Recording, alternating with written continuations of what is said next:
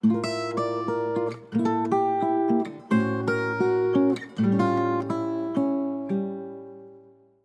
tal? Bienvenidos a un nuevo podcast. Empezamos el año con todo el entusiasmo y la verdad es que vamos a buscar hacer un formato distinto. Yo espero que hayan disfrutado mucho el cuento, que pues fue el cierre del 2020 y un cuento ya viejito pero bien bonito. Y el día de hoy estoy bien acompañado por el editor estelar de Relatos a Granel, que ya han conocido a través del canal, y pues regresamos ahora a través de los podcasts. Yetzael, bienvenido, ¿cómo estás? Hola Víctor, ¿cómo estás? Pues muy agradecido con la vida de tener oportunidad de formar parte del podcast, que yo espero que este año lo sigamos sacando adelante y no se quede pausado porque ya llevaba un buen rato sin haber podcast de relatos, Claro. salvo por el cuento. Pero bueno, esa es otra historia porque en realidad ya existía ese audio desde hace bastante tiempo, pero no le habíamos dado salida. Sí. Y pues eso, muchas gracias también a la gente que está aquí con nosotros escuchándonos. Ya sea que nos estén escuchando en Spotify, en Deezer, en Google, en donde sea que nos estén escuchando, pues muchas gracias por acompañarnos. Qué chido que Yetza no solamente está en el podcast, evidentemente hace toda la edición de los textos en el sitio web. Y precisamente este podcast tiene como pretexto hablar de My French Film Festival, el festival con el que arranca este año con una buena selección de largometrajes, algunos que otros cortometrajes también. Y pues todos los textos se van a estar publicando ahí en el sitio web, pero queríamos empezar a adelantarnos un poquito a través de este podcast. Tengo entendido que Yetza ya vio algo, yo ya vi algo, entonces vamos a platicar de lo que nos hemos encontrado. Pero antes quiero recordarles el sitio web relatosagranel.com, igual @relatosagranel en todas las redes sociales que ustedes quieran seguirnos. Y pues sigan a Yetzael, @YetzaelVM o yo, @Víctor Caero. Entonces los links están aquí abajo. Y el French Film Festival empezó ya hace una semana de cuando nos están escuchando y que estamos grabando este podcast. Empezó el 15 de enero, va a terminar el 15 de febrero del 2021. Y la verdad es que es una gran oportunidad de ver cine gratis. Eso es lo que más me gusta, es gratis. A través de Filmin Latino si están en México, pero también está en otras plataformas dependiendo de Latinoamérica donde nos estén escuchando. Entonces, Yetza, cuéntanos qué viste, ¿te gustó o no te gustó? ¿Nos recomiendas qué es lo que has encontrado ahorita de My French Film Festival? Claro, antes de abordar de lleno la película, me gustaría dar una pequeña introducción sobre lo que es el festival. Viene. Bueno, el My French Film Festival es un festival de cine francés que este año está llevando a cabo su 11ª edición. Empezó desde 2010 y básicamente es uno de los primeros festivales de cine en línea que existen. Probablemente hasta el año pasado era el único, ya ven que por la cuestión de la pandemia muchos festivales se tuvieron que adaptar y utilizar también las plataformas digitales para sacar adelante sus ediciones. Pero por supuesto, y yo les recomiendo que entren al festival, van a ver que este festival se nota que lleva 11 años trabajando y mejorando en cada edición y que obviamente le lleva un enorme paso adelante al resto de los festivales. Por ahí a finales del año pasado hubo otro festival que también está apostando por llevarse a cabo completamente en línea, que es el Festival de Cine Ruso. Y ellos mismos dijeron que tomaron como base de inspiración el Festival de Cine Francés. Entonces ahí lo dejo como referente y espero que eso los anime a ver algo del festival. Que cada año trae en promedio 30 películas, 15 largos, 15 cortos, y también está apostando por estos nuevos medios, ya saben, realidad virtual, videos 360, películas interactivas, en fin. Pero también en cada edición, como parte de su programación y para promover, por supuesto, la filmografía francesa, traen la versión restaurada de alguno de sus clásicos. Han tenido, por ejemplo, a Leo Carax, que es el director de Holy Motors, por ejemplo. Uh-huh. Y también han traído películas de Truffaut o de Godard o de Renoir también, que son directores importantes dentro de la cinematografía, no solo francesa, sino a nivel mundial. Y este año precisamente trajeron una película dirigida por Jean Cocteau, que también es un director muy importante, no solo dentro de Francia, sino también dentro del panorama global. De la historia del cine. Es una película de 1950 y su título es Orfeo, ¿no? Recupera este título del personaje mítico griego. Y a continuación van a ver por qué. Cabe destacar también que Jean Cocteau no únicamente era director de cine, sino que también se dedicaba a la poesía, a la pintura y a la escultura.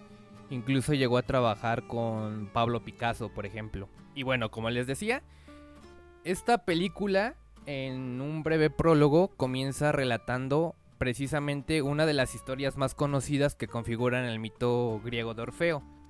Orfeo, dentro de la mitología griega, era un personaje que era muy hábil con el arpa y con el canto. Tanto que tanto hombres y bestias se rendían a sus pies con solo oírlo cantar. Una de sus historias más conocidas precisamente es el viaje que emprende hacia el inframundo para recuperar a su amada Eurídice, la cual poco tiempo después de haberse casado con ella fue mordida por una serpiente. El punto es que él va al inframundo y entonces ahí convence a Hades y a Perséfone de que le regresen a Eurídice. ¿Y cómo lo hace? Pues les canta y toca el arpa. Entonces ellos quedan conmovidos y deciden regresarle a Eurídice. Pero les dicen que durante su viaje de regreso al mundo de los mortales, él no tiene que voltear a ver a Eurídice para absolutamente nada. Spoiler. Justo cuando están a punto de salir del inframundo, Eurídice aún tenía un pie dentro del inframundo y pues Orfeo, confiado, voltea a verla y entonces ella desaparece y ya no puede regresar por ella. Y a partir de ahí tiene otras aventuras hasta que se muere, en fin. Esta película, de manera muy breve y esboza esta historia para después llegar a una conclusión, ¿no? Cuenta cuál fue el destino de Orfeo después de haber salido del inframundo y concluye que el privilegio de las leyendas es ser atemporal.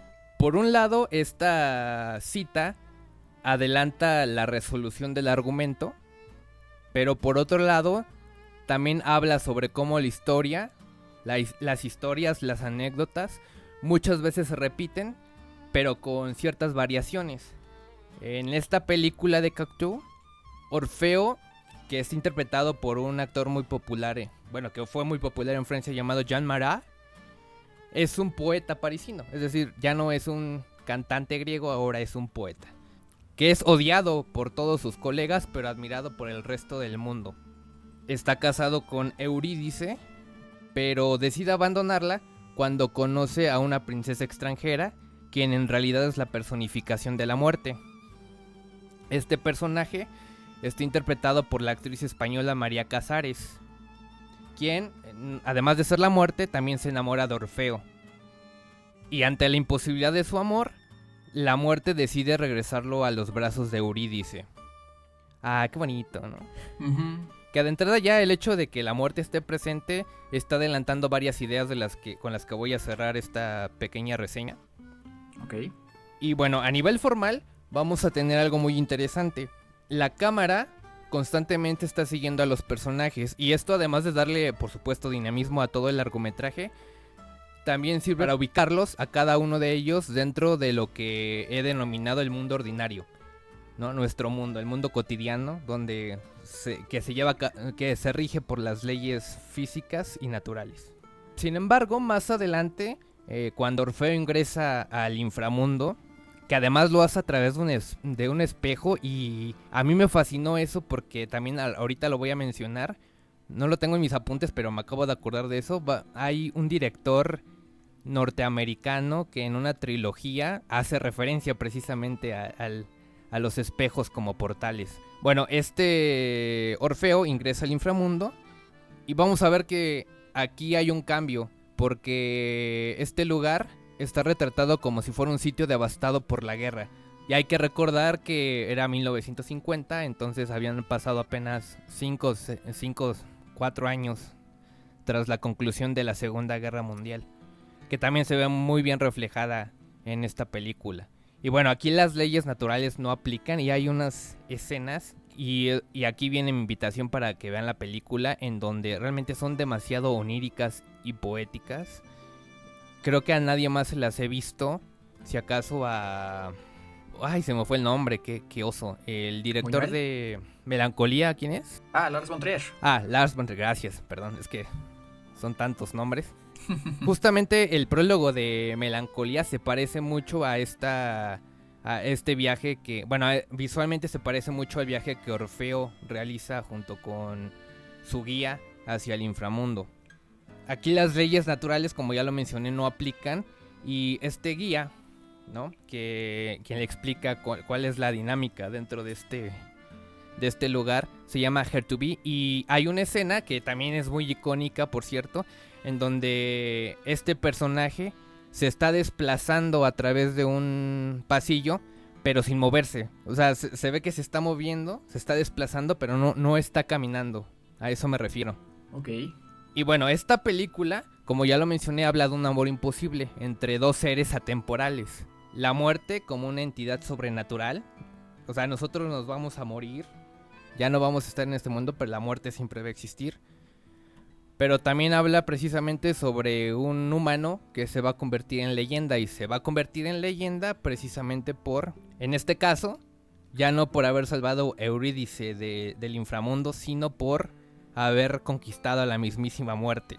De manera literal. Fíjate, a ver si como lo platicas, perdóname que te interrumpa, me recordaste mucho a... ¿Conoces a Joe Black? Esta situación de la muerte enamorándose de un ser mortal. ¿Tiene alguna similitud? ¿Crees que haya influido este relato de Orfeo en ese cuento de más gringo con Anthony Hopkins? ¿O no tiene absolutamente nada que ver? Yo creo que no tiene nada que ver. Ahorita, igual y con lo que continúa, puedo responder al por qué. Ok. Mira, es que esta película, además de hablar precisamente sobre este amor imposible, pone en escena precisamente cómo habla sobre una mujer subordinada ante un poder todavía más elevado, que de hecho en la película está representado por un jurado cuyos miembros, todos ellos, son hombres. Y literalmente le dicen que tiene que ser castigada por haber actuado por su propia cuenta. Yo creo que ese tema sobre todo es muy vigente hoy en día, ¿no? Con esta cuestión de la emancipación de la mujer, sí. Y de cómo a veces se le castiga de alguna forma por intentar actuar por sus propios intereses y para alcanzar sus objetivos. Pero vaya, creo que esta película funciona en tantos niveles. Por esta cuestión del amor, te digo, pues por supuesto no va... Con todo de que es francesa y dicen que Francia, París es la ciudad del amor y esas babosadas. Y por supuesto que te está hablando de un sacrificio que la muerte tiene que hacer. Que eso sí, no les voy a decir cuál es el sacrificio que hace. Ya lo pueden intuir, pero lo importante es que vean cómo lo plasman en la pantalla. Pero también vas a ver que estas escenas oníricas están tan bien ejecutadas, y para el tiempo en el que se hizo, pues se la tuvieron que ingeniar mucho para llevarla a cabo, pues sin efectos digitales, ¿sabes? Usaron varios trucos de cámara, jugaron con las perspectivas,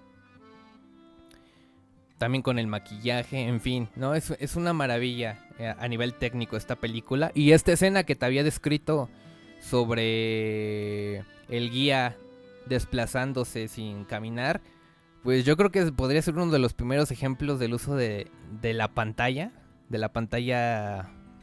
no de la pantalla verde, pero sí, pues básicamente su principio, ¿no? Poner al personaje frente a algo que se grabó de manera previa. Ahora, previamente les había mencionado que esto me hizo recordar a un director norteamericano. Yo no creo que haya influido mucho ¿conoces a Joe Black? Pero sí me parece más una influencia dentro del cine de John Carpenter.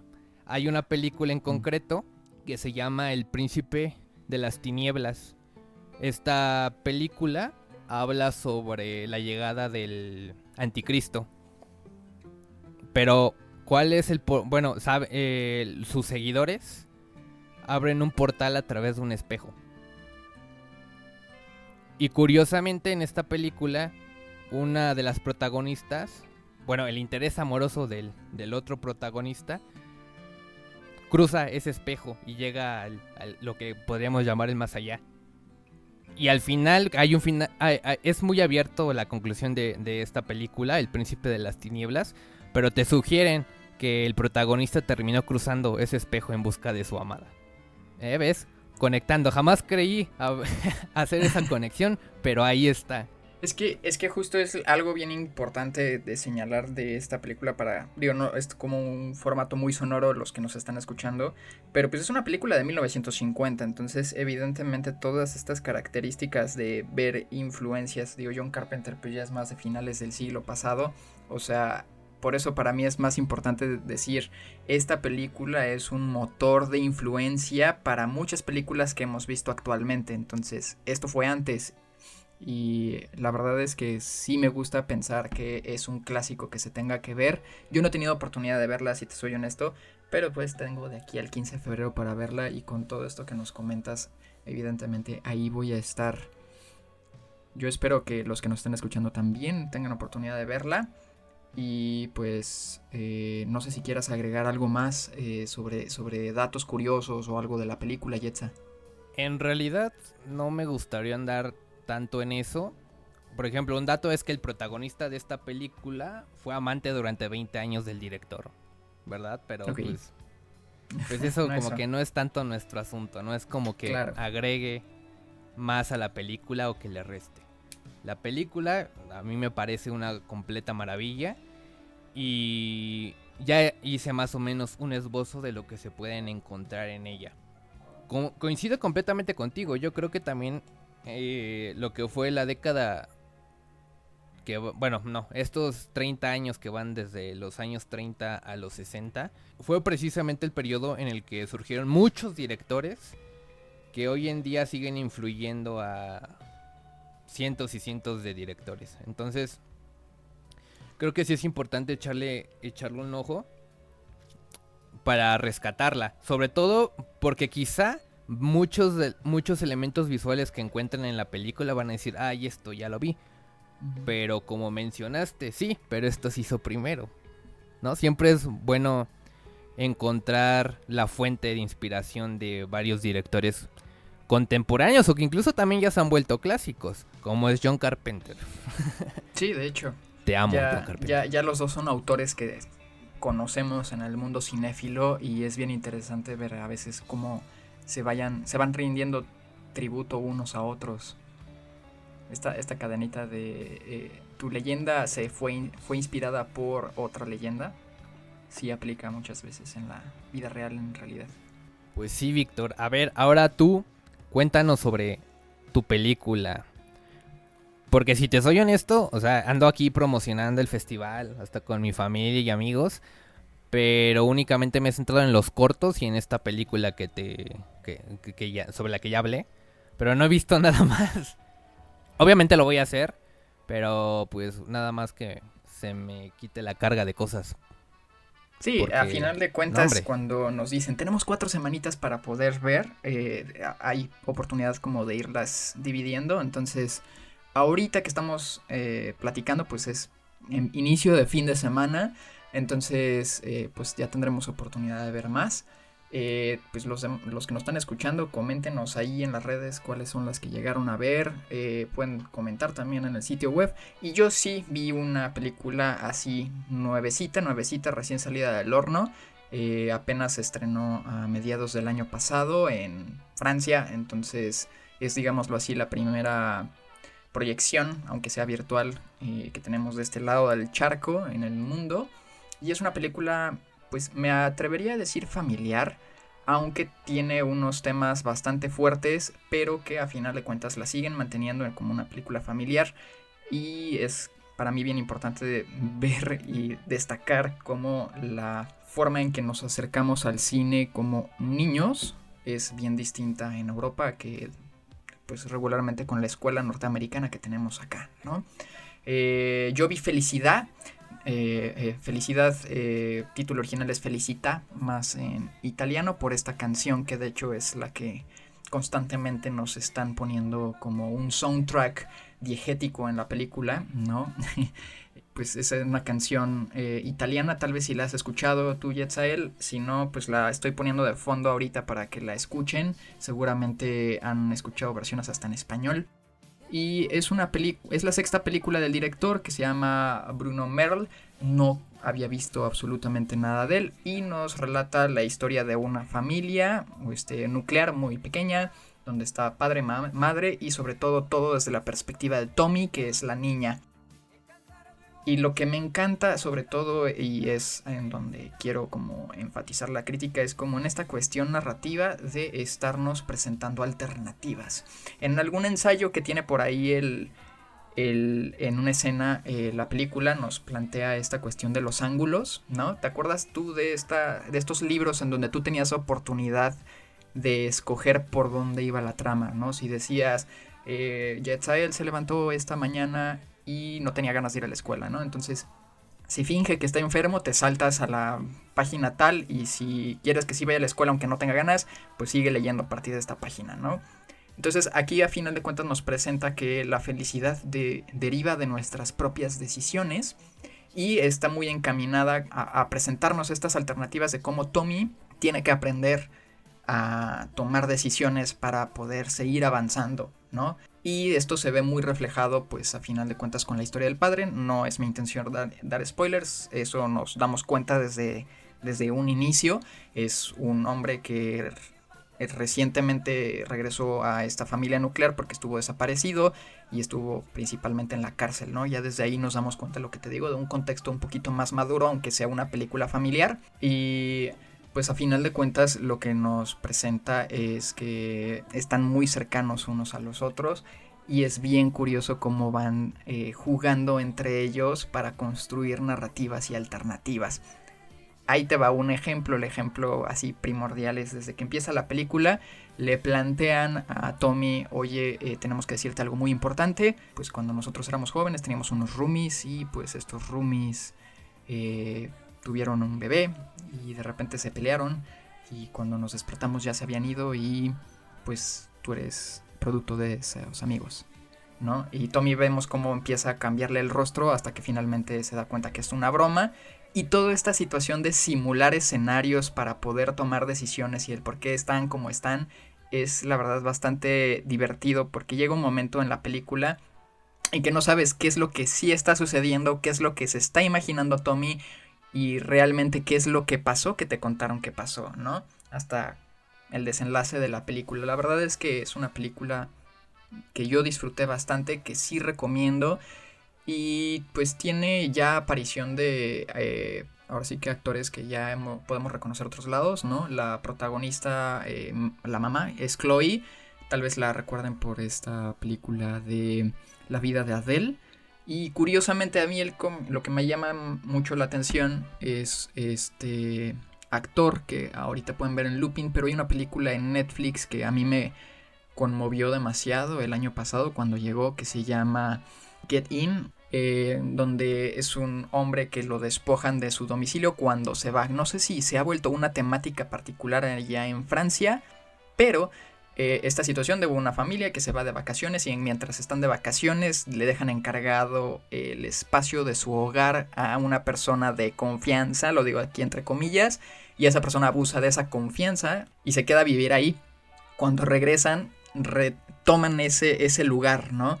Y curiosamente hay un paralelismo, no sé si esta cercanía entre una película y otra haya sido premeditado, pero el personaje que sale tanto en esta película, que es Get In, y en esta película que se llama Felicidad, es un actor que se llama Adam Anin, y pues aquí es como Serge, en aquel es el protagonista, que justo tienen una similitud, ¿no? Es un hombre de familia que cuando se va regresa y hay alguien viviendo en su casa como ricitos de oro con los tres osos en el bosque, ¿no? Aquí la diferencia es que son mejores personas y aquí sí les ceden otra vez su hogar y salen huyendo. Una vez más, eso se ve desde el tráiler. Entonces, es una película que a final de cuentas puede ver todo mundo, la recomiendo muchísimo.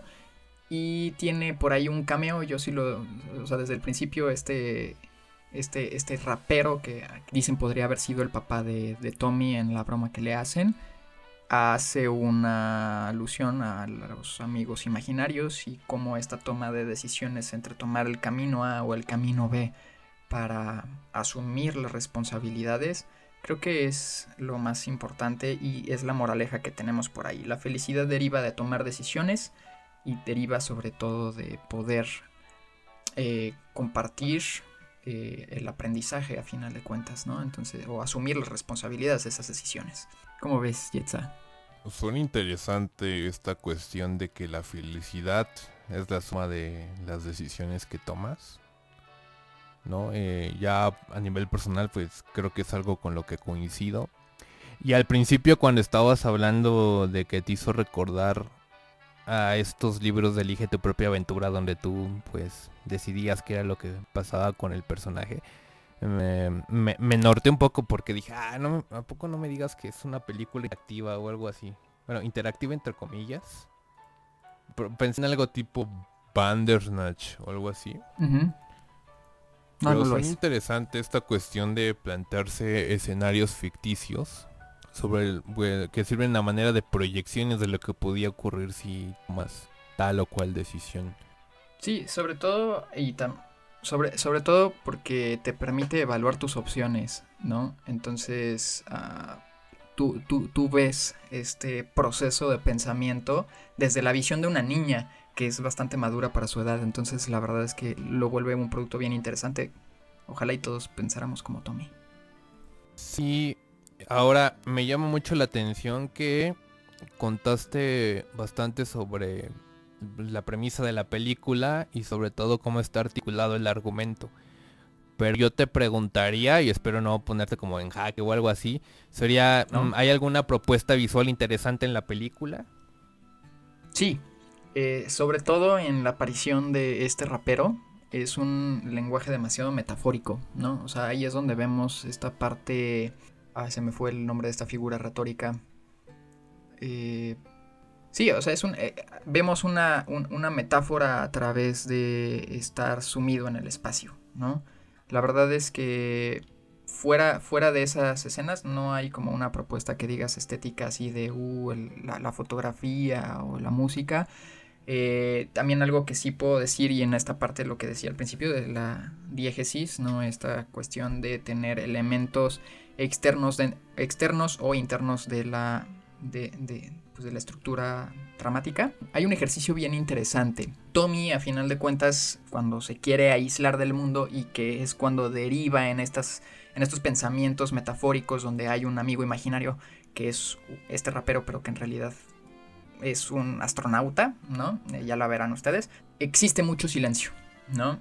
Evidentemente en el mundo real nosotros no conocemos un silencio absoluto, pero juegan mucho con este elemento porque Tommy tiene unos auriculares en donde se puede encapsular en su interior del mundo. Entonces esos ejercicios son bastante interesantes y me pareció una propuesta bien interesante porque enfatiza la cercanía desde donde se está contando la historia, y la historia se está contando a través de esta niña. Entonces si la niña se quiere aislar y no escuchar nada, pues literalmente nosotros tampoco escuchamos nada.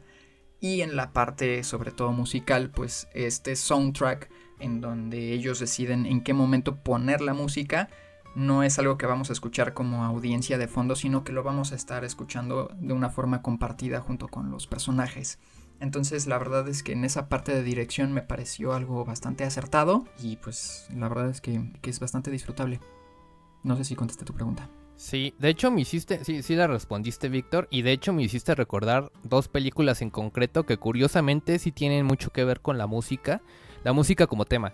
Uh-huh. Por un lado está Baby Driver de Edgar Wright, en donde nosotros también escuchamos la música de manera compartida con el protagonista, que ahí tiene una función muy interesante porque las canciones, más que enfatizar las emociones del personaje, las revela.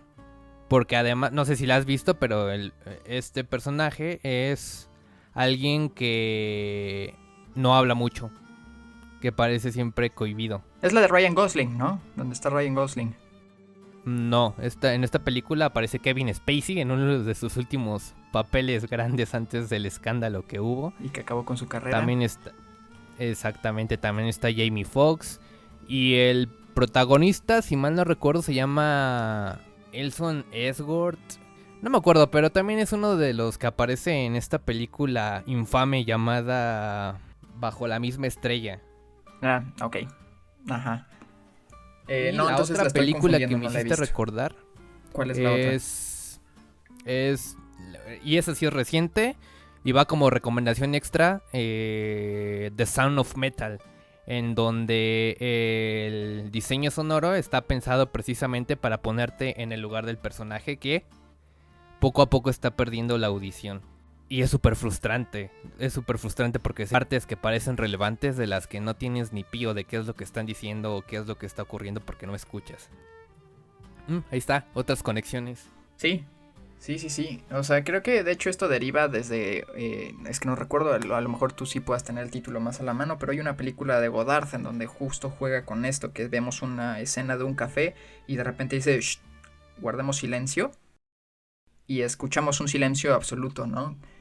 Que obviamente pues, no podría jugar en la realidad. O sea, a final de cuentas siempre van a haber sonidos externos alrededor nuestro y eso lo sigue captando nuestra persona, pero pues ahí podemos jugar con estos elementos de sí silenciarlos. Creo que desde ahí es como esta influencia del cine cuando tiene más posibilidades de estarnos enfatizando algo, en este caso el silencio, que era muy importante para Tommy y sí juega un papel pues secundario, digámoslo así, en la narrativa también. Ya me acordé del nombre del protagonista de Baby Driver. Es Ansel Elgort. Ansel Y Elgort. por cierto, también en esa película está John Hamm, Eiza González y John Bertal. A este último quizá algunos lo ubiquen por la serie de Punisher. Ah, claro. Sí, ya sé cuál es. Ahora que dijiste esto de Eiza González, me acuerdo mucho. Y sí, definitivamente no he visto la película, pero sí ya sé de cuál me estás hablando. Bueno, pues los links de todas formas ya saben de todas las películas que estuvimos ahorita mencionando y comentando van a estar aquí abajo en la descripción. Yo espero que dependiendo de la plataforma sí pueda ser interactivo, pero bueno, estarán ahí los links y los podrían transcribir en cualquier caso. Y pues son las primeras dos películas que hemos visto tanto Yetzel como yo, una cuestión más introductoria. Yetza, pues yo espero que hayas disfrutado este espacio. Es un podcast muy cortito, pero la verdad es que siempre es un gusto estar platicando contigo, pues escucharte, y sobre todo pues me alegra mucho que las personas que estén del otro lado pues estén escuchando este podcast, y espero tengan oportunidad de darle un ojo, un vistazo en cuanto tengan chance a My French Film Festival y a las reseñas. Ya ahí tenemos dos películas que pueden ver y que están caladas, garantizadas por Yetzarael y por mí. Pero en la página, en el sitio web, pues van a ver algunos textos que serán de otras películas. Entonces, Yetza, no sé si quieres agregar algo más. Únicamente reiteraría la invitación para acercarse a este festival. La verdad es que vale muchísimo la pena y nos permite echar un vistazo a cómo se cuentan las cinematografías hoy en día, que lamentablemente yo creo que aquí en México, dejando afuera las plataformas digitales, lo único que llega a salas de cine es a través de el Tour de Cine Francés. Y la verdad es que muchas veces ni siquiera trae buen material. Pero pues ahí está. Yo sí creo que es importante que aprovechen estas ventanas otro tipo de cine. Y sobre todo cuando es gratis. Eso aprovechenlo al máximo. Es gratis y lo pueden ver a la hora que quieran, no importa si es a la madrugada. Yo Felicita lo vi así después de una jornada laboral que tuve intensa, entonces siempre están abiertas las puertas de Filmin Latino, a quienes les mando un saludote también porque son bien chidos todos los que organizan y dan espacio a cine de calidad aquí en México. Y pues ya, TQM, Filmin Latino. No me queda entonces más que despedirnos, entonces... yo espero que pronto tengamos un podcast más. Nosotros procuraremos estar dándole contenido ya a esta iniciativa que, si dijimos es multiplataforma, pues ya no solamente está en el sitio web, ni en YouTube, ni solamente en podcast. Ahora es la idea que tengamos contenido en todos lados, así que pues tengan una bonita tarde, día, noche, sea cual sea el horario en que nos estén escuchando, y seguimos en contacto. Muchas gracias, Yetza, por haberte conectado con nosotros. Al contrario, gracias a ti por darme espacio en tu podcast. La verdad es que ya hace mucho tiempo que quería estar aquí. Y bueno, como digo, haremos todo lo posible porque este podcast sea el primero de muchos en el año. Aparte, Yetza lo pueden seguir en sus redes que están aquí abajo como Yetza, y tiene un proyecto bien chido en donde yo también he estado participando, que es Apuntes Cinéfilos. Así que no dejen también de echarle un ojo. Buenas recomendaciones siempre. Bye bye. Hasta luego, bye.